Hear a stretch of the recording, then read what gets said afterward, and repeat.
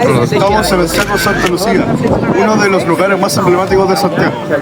Este cerro en realidad es un cerro isla que se eleva a unos 70 metros sobre la ciudad.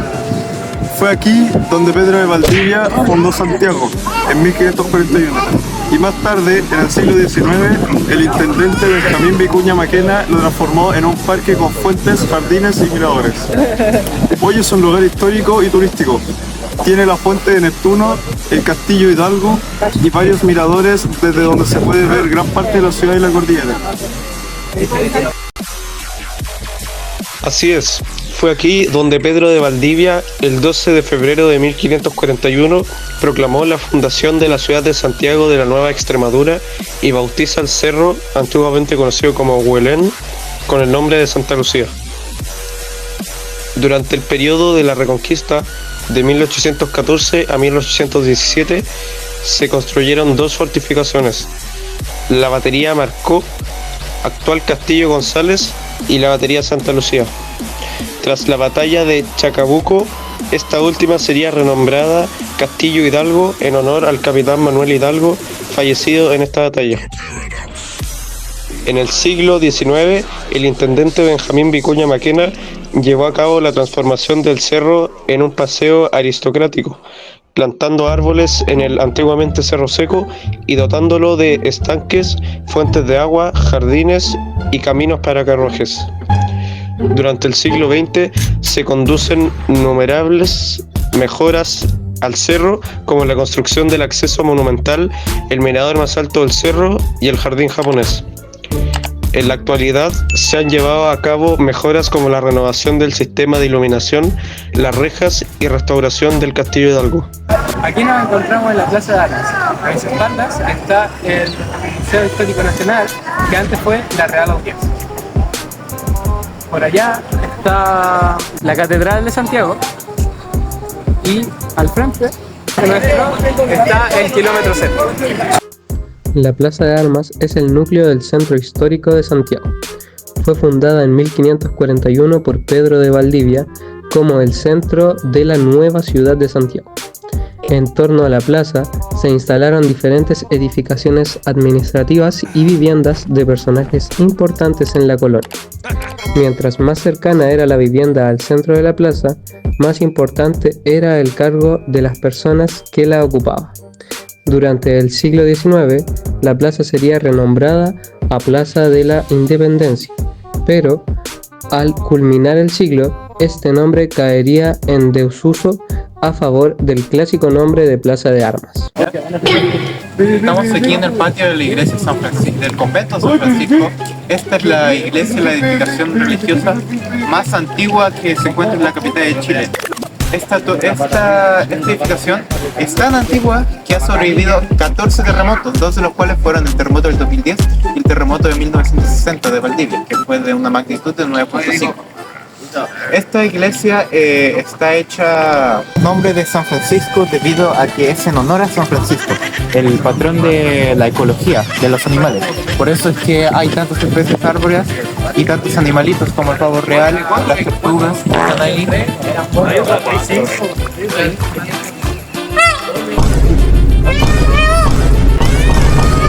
Todos los árboles que se encuentran alrededor.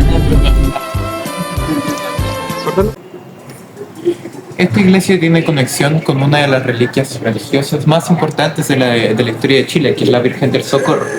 La Virgen del Socorro fue tallada por una de las esposas de Pedro de Valdivia y se dice la leyenda que cuando Pedro de Valdivia estaba batallando contra los indígenas, la Virgen del Socorro ayuda a Pedro de Valdivia mediante tirarle tierra en los ojos a los indígenas, lo que consigue que Pedro de Valdivia gane la batalla. Como agradecimiento a la Virgen del Socorro, se instaura una pequeña ermita en el lugar de la batalla que desde el siglo XVI hasta la actualidad es resguardada por la Orden Franciscana. Aquí se puede observar la ciudad de Santiago de Chile como era durante el siglo XVII, durante la época de la colonia. Podemos observar el convento de San Francisco, que en esa época era mucho más grande de lo que es ahora. Posee mucho más terreno, como se puede apreciar. Ahí en el número 4 podemos ver la ermita que erigió Pedro de Valdivia como agradecimiento para la Virgen del Socorro. Y justo aquí, en el número 8, podemos ver lo que eventualmente se transformaría en la Plaza de Armas. Aquí estamos con una escultura de San Pedro de Alcántara, que fue uno de los santos evangelizadores de los pueblos indígenas que se encontraban en Chile. Es también conocido, tiene infamia por su penitencia. Él era conocido como el santo más penitente de la orden franciscana. ¿Qué es la penitencia? La penitencia es la inflicción de dolor, un autocastigo que los cristianos cometían contra sí mismos, porque ellos creían que ese dolor, ese sufrimiento, los iba a acercar hacia Jesucristo, Jesucristo siendo quien fue crucificado en la cruz para salvarnos de nuestros pecados. Él hace el sacrificio más grande de los cristianos. Entonces ellos creían que si podían sufrir una fracción de lo que sufrió Jesucristo en la cruz, ellos podían acercarse a Él, podían acercarse a Dios. Una de las penitencias que San Pedro de Alcántara llevaba a cabo eran los ayunos. Y eso está representado por su figura tan flaca, tan delgada, que parece que está desnutrida, porque él ayunaba mucho.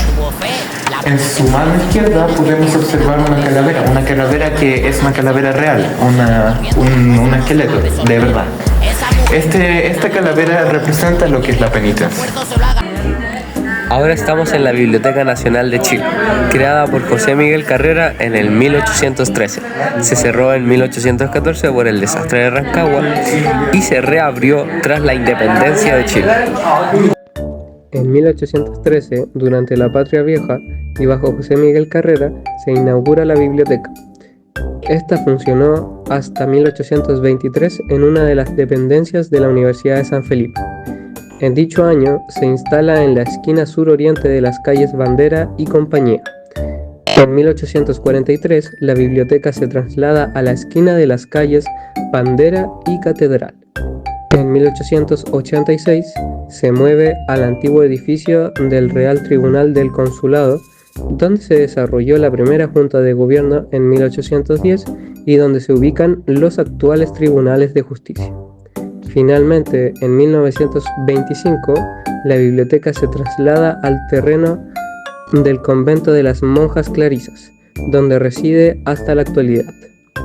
El actual edificio de la Biblioteca Nacional posee un estilo arquitectónico neoclásico francés y está construida de materiales como hormigón, mármol, bronce y hierro. Hoy nos encontramos en el Museo Casa Colorada. Fue la casa de uno de los primeros presidentes de Chile, Mateo de Toro. Fue restaurada 2 veces, una en 1963 por el incendio que hubo en esta residencia y otra en el 2010 por el terremoto, uno de los más grandes. Esta casa fue una de las primeras construidas por ladrillo y de 2 pisos. Hoy en día este museo está dedicado a la evolución arquitectónica de Santiago.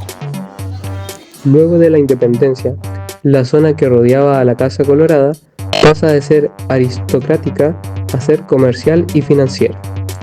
El inmueble, sin embargo, resistió estos cambios y continuó a cargo de la familia Toro de Zambrano hasta 1945, donde se convierte en una galería comercial que albergó numerosos negocios y restaurantes. En los años 60, la casa sufrió un incendio que provocó la explosión de una bombona de gas licuada, dejando a 13 personas heridas. Durante las décadas de los años 50 y 60, se iniciaron conversaciones acerca de demoler y trasladar la casa, cosa a la que se opuso el Colegio de Arquitectos de Santiago. A fines del año 1970 y hasta el día de hoy, la casa empezó a albergar el Museo de Santiago. En el 2010, el terremoto de este año produjo grandes daños a la construcción, produciendo el cierre del museo hasta el año 2024. Estamos aquí en el barrio París-Londres, erigido en el siglo XX sobre antiguos terrenos del convento de la Orden Franciscana, que atravesaba dificultades económicas y decidió vender estos terrenos a autoridades de la época.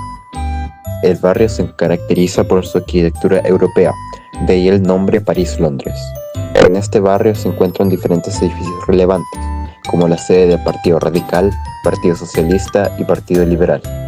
Es aquí también donde se encuentra el edificio Londres 38, un ex centro de tortura y exterminio utilizado por el gobierno militar durante la dictadura.